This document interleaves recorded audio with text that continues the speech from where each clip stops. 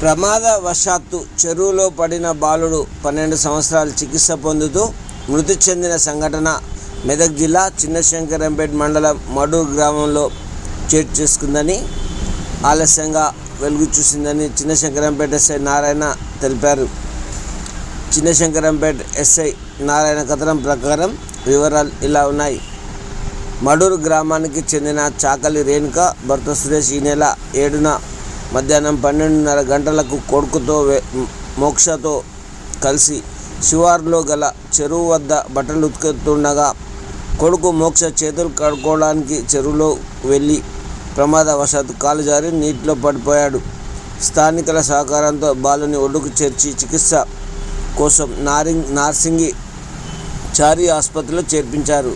చారి ఆసుపత్రి నుంచి మెరుగైన చికిత్స కోసం లక్ష్మక్కపల్లి ఆర్వీఎం ఆసుపత్రిలో చికిత్స పొందుతూ ఈ నెల 11న రాత్రి 7:30 గంటలకు మృతి చెందాడని ఎస్ఐ తెలిపారు.